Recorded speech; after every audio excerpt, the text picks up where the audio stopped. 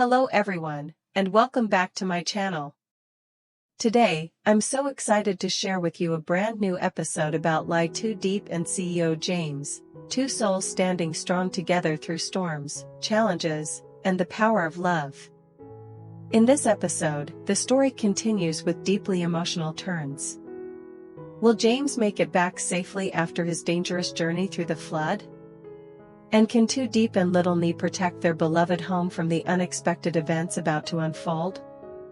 Join me in today's video to discover what lies ahead, where love, faith, and courage will be tested to their very limits. Don't forget to like, share, and subscribe to the channel so you won't miss any of the upcoming episodes. The sky was blanketed in thick gray clouds, its dull light spilling faintly over the waterlogged fields, tinting everything in the same pale, somber hue. The sound of steady rain mixed with the whisper of wind through the bamboo groves and the gentle trickle of water falling from the eaves into muddy puddles along the path. Two Diep wore an old, frayed conical hat. Her thin raincoat clung to her body as she held a bag of corn in one hand and led Little Nee with the other, walking carefully down the muddy village road. The water reached their ankles, splashing up brown droplets with every step. Neither spoke, only the slapping of plastic sandals and the sound of their steady breathing filled the rain-soaked air. The small bags of corn they carried were all that remained after days of heavy rain. Most of the young corn had rotted or broken under the flood, leaving just a few rows salvaged before the waters rose. Still, Diep brought them to the market, not hoping to earn much, but simply to trade for a little rice, some vegetables for dinner. "Stay here for a bit, Nee. I'll sell the rest, and then we'll go home." Her voice was soft and warm, though a quiet fatigue lingered beneath it. "Yes, Auntie," Nee replied obediently, sitting under the awning of a small shop. She hugged her old cloth doll close and watched as Diep walked toward the busy stalls ahead. A cold gust blew past, lifting the hem of Diep's raincoat. Her wet hair clung to her cheeks, strands sticking to her skin.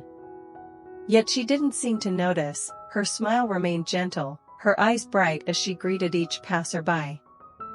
"Fresh corn, picked this morning. Sweet and soft, only 20,000 a kilo." People paused, some curious, some pitying. A few shook their heads and hurried on. Others bought a few ears, and some simply walked past in silence. But every one of them felt a quiet tug in their hearts, for in that dull, rainy gray, there stood a small, drenched woman, still holding on to her kind, patient smile like a fragile ray of sunlight after the storm. An elderly vendor beside her sighed softly. "Poor thing. The rain's been pouring for days, yet you still come to the market. The little girl with you, is she your niece?" Diep smiled and nodded. "Yes, that's Nee. She gets bored at home, so I bring her along, helps her learn and play a bit."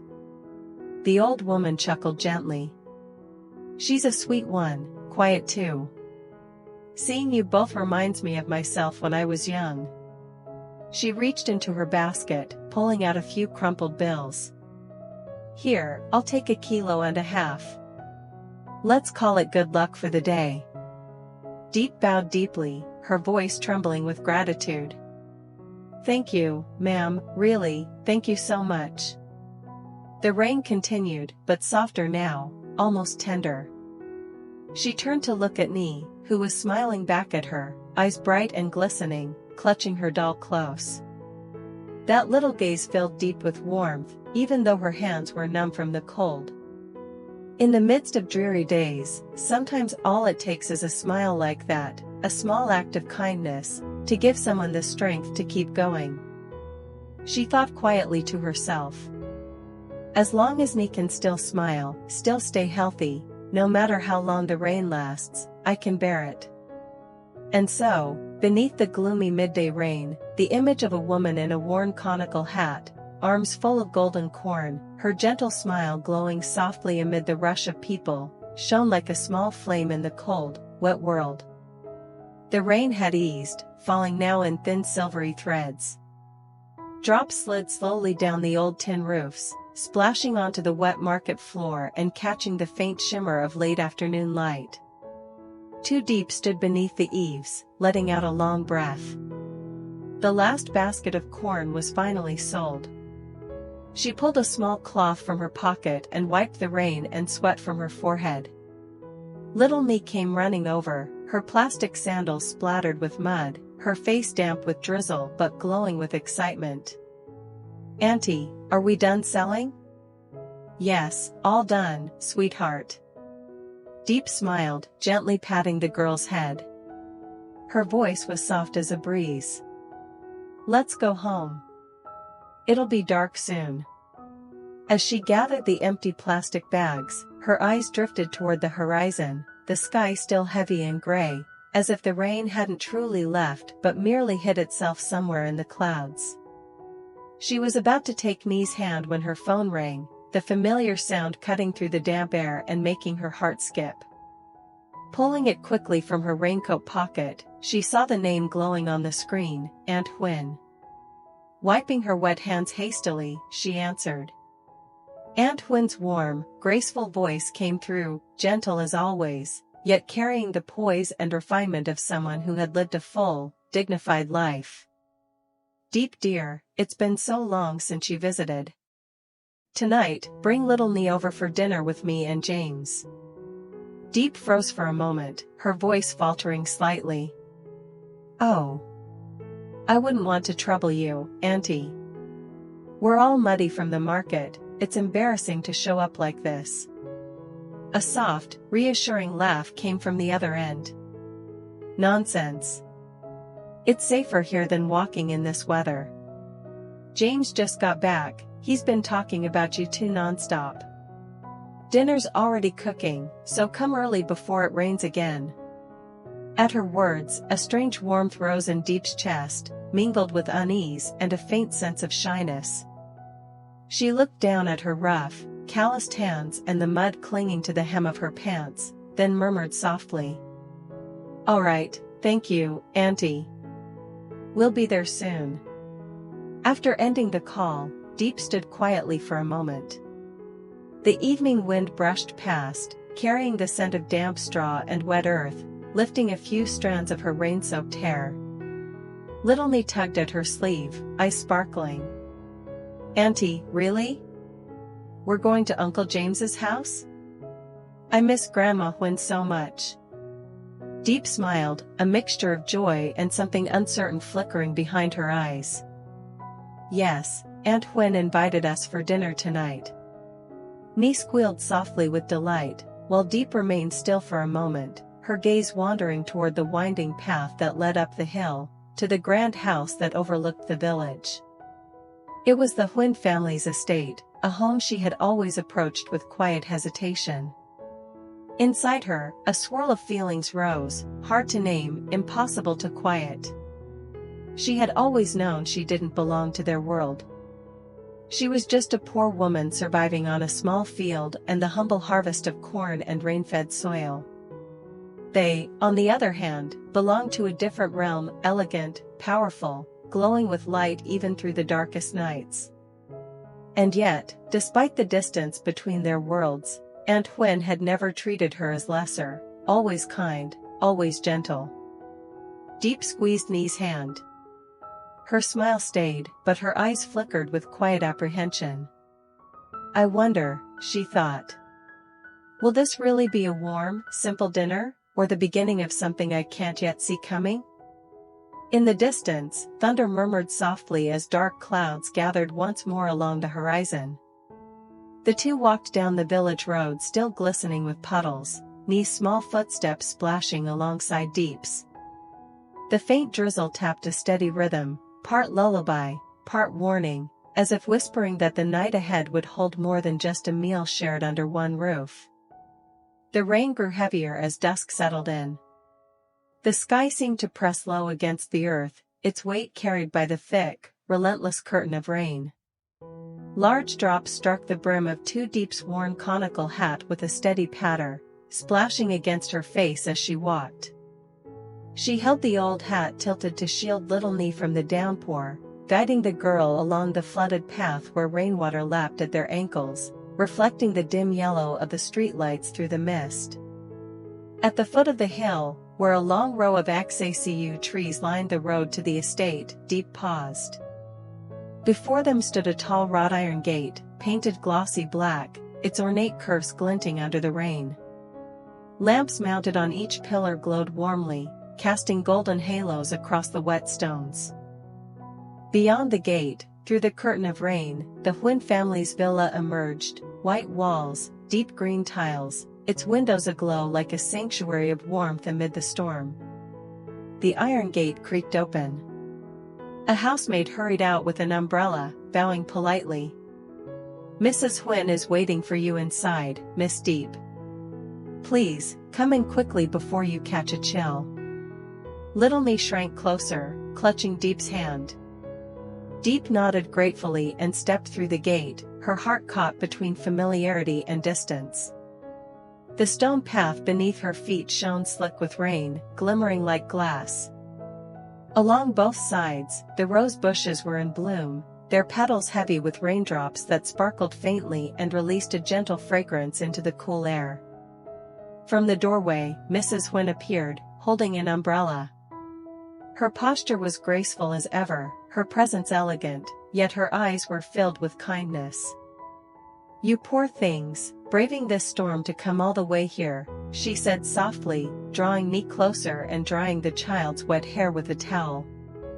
Diep lowered her head slightly, speaking in a timid, respectful voice. "Thank you, Auntie. The rain was heavy, and I was afraid the road would flood. I didn't want to leave me alone at home. I'm just glad you both made it safely." Mrs. Huynh smiled warmly. "James told me the water's rising fast down there. You're fortunate to have gotten through before it got worse." Nee looked around wide-eyed, her face glowing with wonder. The house was bright and cozy, so different from the stormy world outside. From the dining room drifted the delicious scent of food, warm rice, caramelized pork, sour soup, a fragrance that spoke of comfort and home. She whispered, barely containing her awe. "Auntie Diep, Grandma Huynh's house is so pretty." Diep smiled, squeezing her hand. "It is.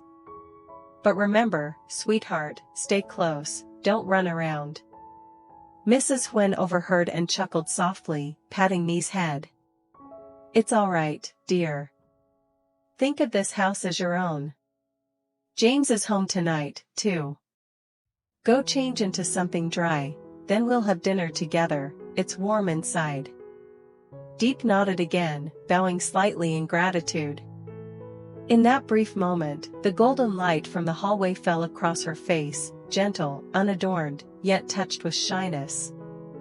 She still wasn't used to standing inside a home like this, a world of polished floors and quiet grace, where every object gleamed with refinement. Yet the warmth in Mrs. Huynh's voice, the kindness in her smile, and the tenderness with which she looked at Nee eased the tension in Diep's heart. She took Nee's hand and stepped further inside. Behind them, the rain still whispered against the eaves, but within the house, the soft amber light spread like a quiet embrace, melting away the boundaries between wealth and poverty, between stranger and family. And at the far end of the hallway, a man turned toward them, James, dressed simply, his eyes lighting up the moment he saw Diep and little Nee step through the door. The rain still pattered softly against the eaves, but inside the villa, the air was filled with warmth and the rich aroma of home-cooked food. The dining room was spacious and tastefully arranged. A chandelier cast its honey-colored glow over the long wooden table, bathing everything in a gentle, golden light. On the neatly set table were simple but comforting dishes, braised fish in clay pot, mustard green soup with shrimp, golden omelette, and a bowl of steaming white rice, humble fare, yet full of care and sincerity. Mrs. Huynh sat at the head of the table, her posture graceful, her eyes as soft as the morning mist. She reached out with motherly gentleness, placing bits of food into the bowls of Diep and little Nee. "Go on and eat. James should be home any moment now, He said he'd come straight back after the meeting. Diep waved her hand slightly, her voice modest and shy. Thank you, Auntie, everything looks delicious. Mrs. Huyn smiled, her hands moving gracefully as she added more food and poured soup for them both. You've been out all day in the rain, you must be tired. Eat up, dear, so you'll have the strength to take care of little Nee. Her words caught in Diep's throat. She looked at the simple meal before her, so ordinary, yet somehow deeply comforting. The glow of the lamps, the soft hum of rain outside, everything seemed distant now, wrapped in calm. A warmth she hadn't felt in so long slowly returned to her chest. Nee, sitting between the two women, was all smiles, her round cheeks glowing in the light. Grandma, the rice here is so good, she chirped. Laughter filled the room. Mrs. Huyn reached over to stroke her hair, her tone full of affection. You're such a sweet girl. Eat as much as you like. One day, if you want, I'll teach you how to cook, so you can make nice meals for your Auntie Diep. Really? Nee's eyes sparkled with delight. Of course, Mrs. Huyn chuckled. If I lied, it would start raining again. Their laughter mingled with the steady rhythm of the rain outside. Diep watched them, her heart swelling with both gratitude and timidity. She held her bowl still for a moment, lost in thought, remembering the nights when she and Nee had eaten in their small wooden kitchen, lit only by the dim flicker of an oil lamp, listening to the rain fall on the thatched roof. But tonight, in this bright, spacious room, someone was gently serving her food, someone was speaking kindly to Nee, and that simple kindness softened her heart like sunlight after endless gray. A breeze slipped through the window, carrying in the scent of rain, mingling with the aroma of rice and the faint smoke from the kitchen fire. In that moment, Diep lifted her gaze to Mrs. Huyn and smiled sincerely.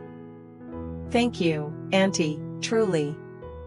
Mrs. Huyn shook her head, her eyes tender, the way a mother looks at her daughter. There's no need for thanks, dear. Helping each other isn't a big thing. What matters is that we treat each other with kindness, that's enough. Outside, the sky had turned pitch black. Thunder cracked violently, tearing through the fragile calm that had blanketed the brightly lit villa. Lightning flashed, illuminating the drenched garden for a fleeting second before plunging everything back into darkness. Then came the roar of the rain, heavy, wild, unrelenting, crashing down like a waterfall from the heavens. Inside the dining room, the golden light of the chandelier still glowed, but the warmth it gave off could no longer reach their hearts. Mrs. Huyn sat at the head of the table, her fingers interlaced tightly, eyes fixed on the clock on the wall. The second hand ticked slowly, each movement sharp and cruel, marking every passing moment of a mother's anxious wait. James still isn't back, her voice was hoarse, trembling. I just hope the road hasn't collapsed up there. Across from her, LyTuDiep set her chopsticks down, unease flickering in her eyes. She turned toward the window, sheets of rain blurred everything outside, the wind howled, scattering leaves across the courtyard. Thunder rolled again, long and heavy, echoing through the house. Let me try calling him, Diep said softly, forcing calm into her tone. She picked up her phone. Her fingers were cold and shaking. The screen lit up, reflecting the shimmer of rain sliding down the glass panes. The ringtone hummed once, twice, and then silence. A message appeared, out of service area.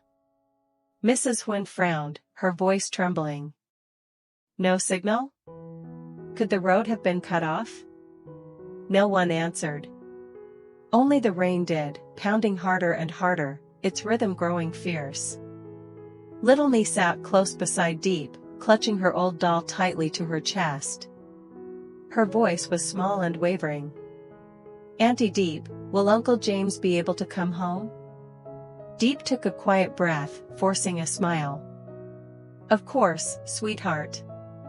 Uncle James is strong. He's probably just waiting for the rain to pass. But even as she said it, a faint sigh escaped her lips. Silence settled again, thick and uneasy. The rain drummed endlessly on the roof, the wind howled through the trees outside. Then, suddenly, the phone rang. The sharp sound made all three of them jump. Diep answered instantly.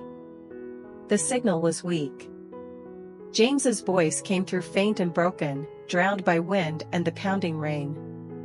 "Mom. Diep, stay inside the house, the bridge, part of it collapsed.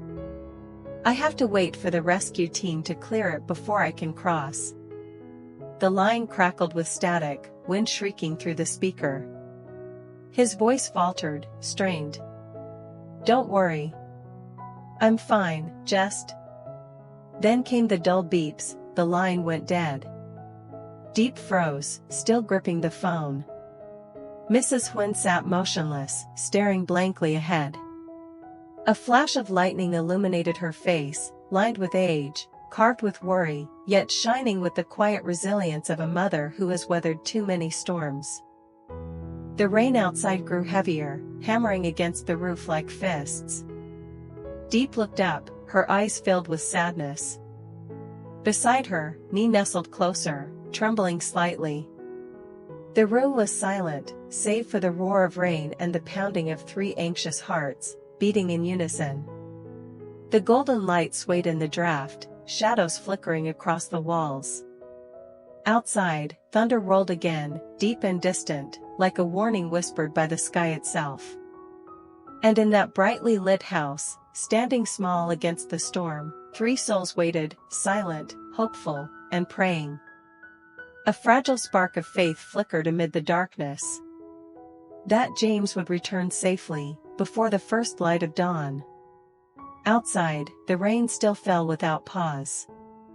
Heavy drops pounded against the tiled roof, then streamed down the gutters, falling from the eaves in long, glimmering chains of silver. The wind sighed through the garden trees, carrying with it a damp chill that crept through every crack and seam of the old house. In the living room, a small lamp still burned. Its soft golden light spread gently across weary faces and quiet shadows. Little Me had fallen asleep in Diep's arms long ago.